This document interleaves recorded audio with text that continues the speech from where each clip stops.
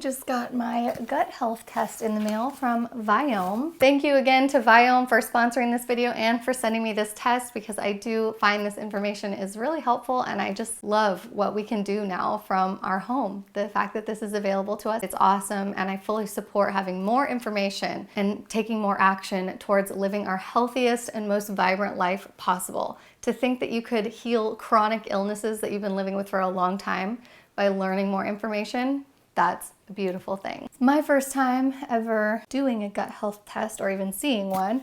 So let's open this up and see what's inside.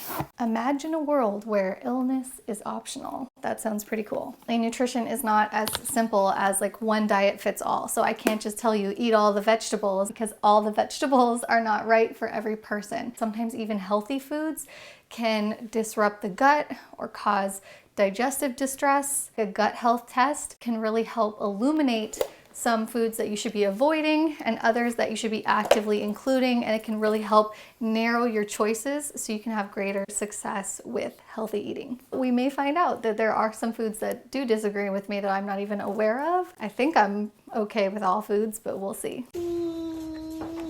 2 weeks after sending my stool sample to the lab, and the results come back like this. You have a whole personalized dashboard showing your gut health score, some suggestions for improvement, and then also lists of different foods to either avoid, which foods to enjoy, which there was a lot of them, and then also which foods are considered my superfoods that I should focus on and actively include more of.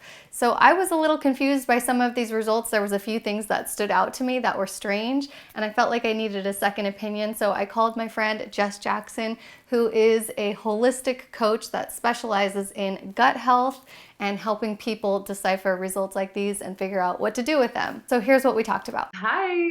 Hello, so good to see you. I'm anxious to hear about your take on my results and get some answers to some of my questions. It's really important for us to talk about the fact that you can be quote unquote healthy and eat all of the right things, supposedly, but there are also really healthy foods that have components in them that are challenging for people to digest. So there's a lot of noise out there. Every single person is very, very unique in all of this, and there's no one size fits all model, which is why there's so much noise out there and why people keep coming up with new diets and fads and all that, because there is not one model that works for everyone to live optimally. I always tell my clients, you got to focus on what works for you, listen to your own body, pay attention to your own results.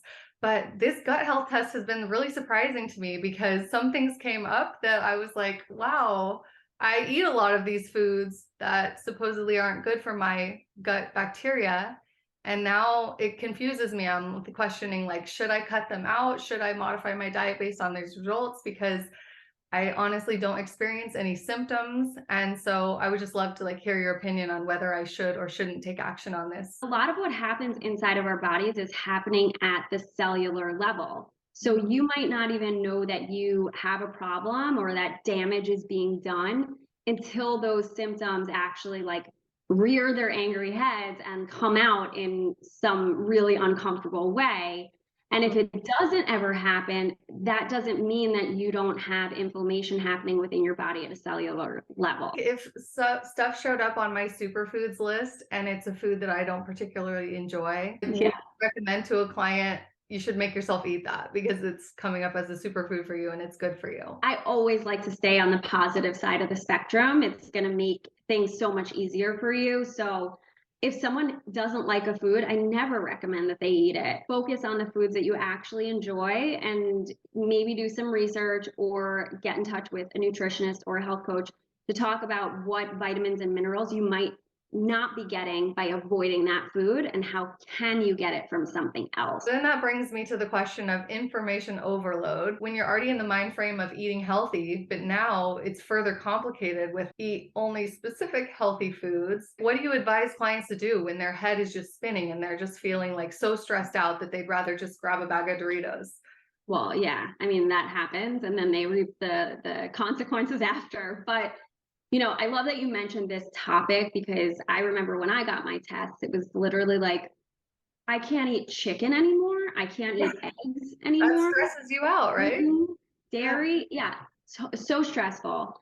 First and foremost, you have to listen to your specific body. You've got to just live from the inside out. What is my body telling me, right?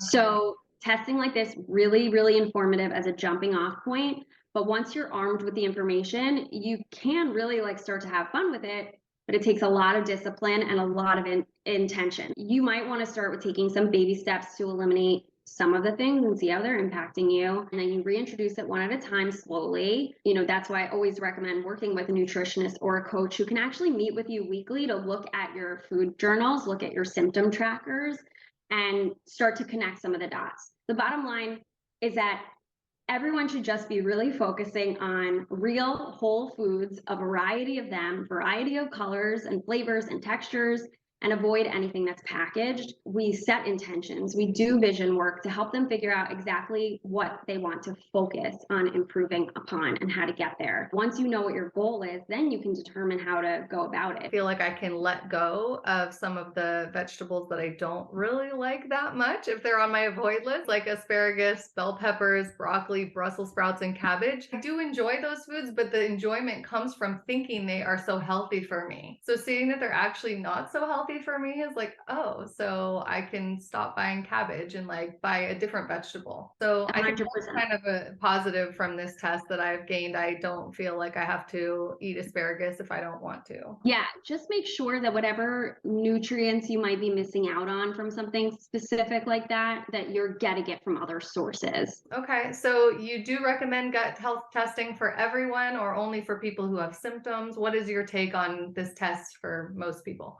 I actually love it for everyone because I think it's a great jumping off point for information, curiosity, things that will help your health. But there's so much more to understanding what to eat, how to treat your body, you know, all those things. Yeah, the holistic lifestyle components of the whole picture of everything. Yeah.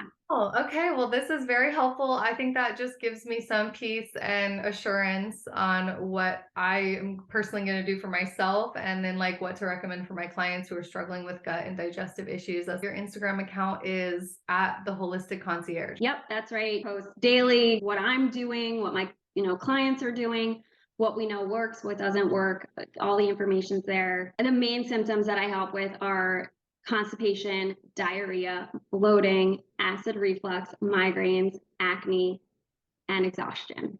That's a long list. I'm sure there's many more. Thanks. I appreciate your time today. Thank you. So good to see you. Yeah, I'll see you later.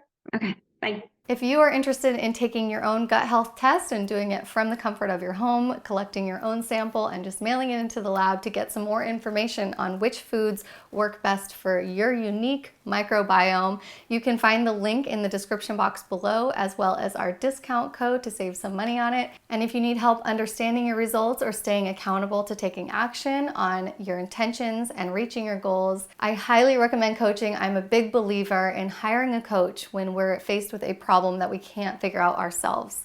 So don't be shy, reach out for coaching if you need it, because this could be life-changing. Thanks for watching today's video, and I'll see you at the next one. In the meantime, keep living lean.